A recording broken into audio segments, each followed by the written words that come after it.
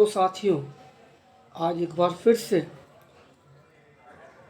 UP TET SST एक बहुत ही शानदार वीडियो लेकर आपके सामने उपस्थित हुए हैं। चलिए वीडियो आरंभ करते हैं। अन्य महत्वपूर्ण बिंदु।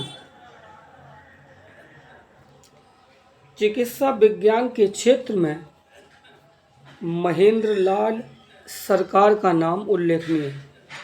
उन्होंने 1876 ईस्वी में Indian association for the cultivation of science नामक संस्था की स्थापना की। 20वीं सदी के तीसरे दशक में इंडियन साइंस कांग्रेस की स्थापना की। सीपी रमन ने अपने कार्य और योगदान के आधार पर भौतिकी के क्षेत्र में नोबेल पुरस्कार भी प्राप्त किया। श्रीनिवास रामानुजन गणित और विश्वेश्वरैया इंजीनियरिंग और टेक्नोलॉजी के क्षेत्र के महान भारतीय वैज्ञानिक थे।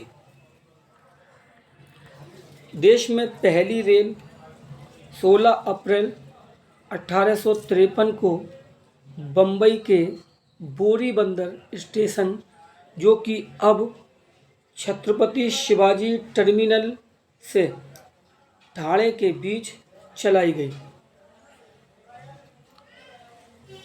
दादा भाई नौरोजी ने अपनी पुस्तक the poverty and un British rule in India में धन निष्कासन के सिद्धांत द थ्योरी ऑफ ड्रेन के रूप में उल्लेख किया। भारत में राष्ट्रवाद का उदय एवं विकास। 1885 में भारतीय राष्ट्रीय कांग्रेस की स्थापना हुई। इसके संस्थापकों में A.O. ह्यूम, दादा भाई नौरोजी और दिनशा वाचा शामिल थे। 1885 से भारत के इतिहास में एक नया युग आरंभ हुआ। उस वर्ष भारतीय राष्ट्रीय कांग्रेस के नाम से एक अखिल भारतीय राजनीतिक संस्था का जन्म हुआ। 1919 से 1947 के अग्रिम चरण में कांग्रेस ने पूर्ण स्वराज की प्राप्ति के लिए महात्मा गांधी के नेतृत्व में एक विशेष भारतीय ढंग अहिंसात्मक असहयोग अपनाकर आंदोलन किया। कांग्रेस का प्रथम अधिवेशन 1885 में मुंबई में हुआ। इस अधिवेशन में व्योमेश चंद्र बनर्जी अध्यक्ष थे। कांग्रेस की दो विचारधाराएं थीं, नरम दल व गरम दल। नरम दल के नेता उदारवादी कहलाए। ऐसे नेताओं में दादा भाई नौरोजी, गोपाल कृष्ण गोखले, मदन मोहन मालवीय, सच्चिदानंद सिन्हा आदि प्रमुख थे। गरम दल बाल गंगाधर तिलक, लाला लाजपत राय और विपिन चंद्र पाल गरम विचारधारा के थे। लोकमान्य तिलक ने स्वराज्य हमारा जन्मसिद्ध अधिकार है, इसे हम लेकर रहेंगे का नारा देकर जनता में देश प्रेम की भावना भी भर दी। बंकिम चंद्र चटर्जी के गीत वंदे मातरम ने भारतवासियों में मातृभूमि के प्रति देश प्रेम की भावना जगाई। गवर्नर जनरल लॉर्ड कर्जन ने बंगाल को 1905 में दो भागों में विभाजित कर दिया। 1906 में भारतीय मुस्लिम लीग की स्थापना हुई। मार्ले मिंटो सुधार 1909 में ब्रिटिश सरकार ने भारतीयों को संतुष्ट करने के लिए नए सुधारों की घोषणा की। भारत में काउंसिल के सदस्यों की संख्या 16 से बढ़ाकर 60 कर दी गई।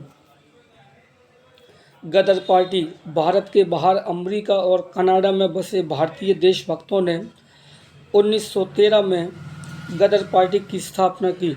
इस पार्टी के प्रमुख नेता लाला हरदयाल थे। सन 1914 में प्रथम विश्व युद्ध प्रारंभ हो गया। स्वाधीनता आंदोलन।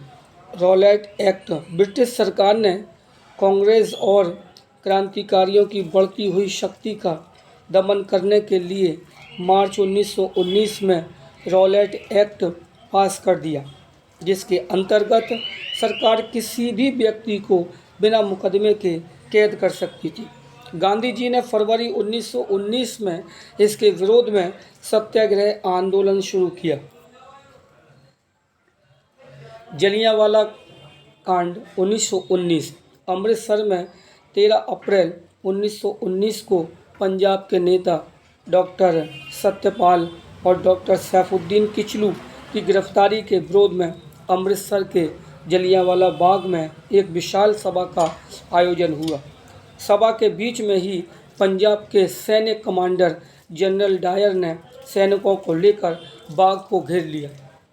बिना चेतावनी दिए हुए उसने निहत्थी भीड़ पर गोली चलाने का आदेश दे दिया। इससे कई सौ निर्दोष लोगों की मृत्यु हो गई। जलियांवाला बाग हत्याकांड से समस्त देश में हाहाकार मच गया। इसके विरोध में रविंद्रनाथ टैगोर ने अपनी सर की उपाधि वापस कर दी।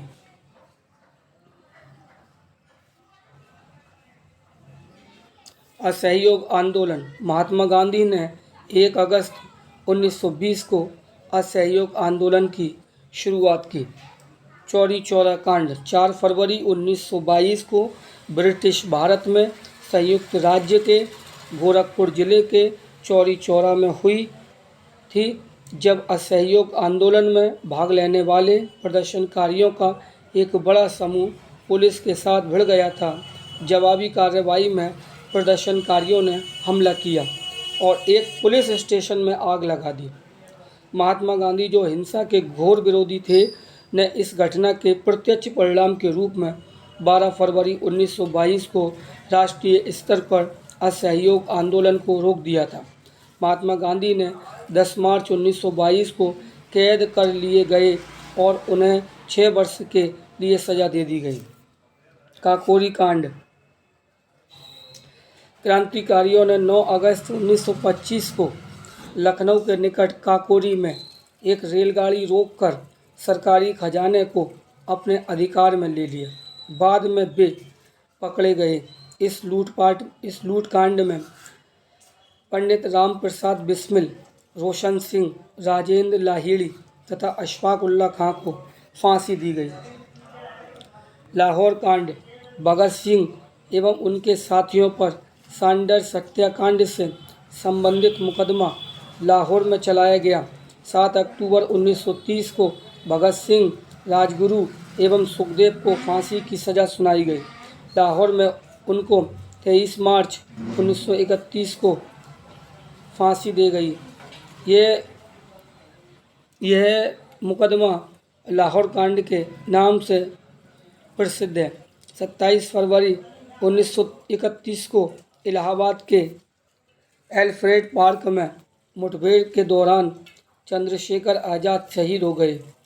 वर्तमान में एल्फ्रेड पार्क का नाम शहीद चंद्रशेखर आज़ाद पार्क हो गया है। साथियों, इसको यहीं समाप्त करते हैं, फिर मिलेंगे। धन्यवाद।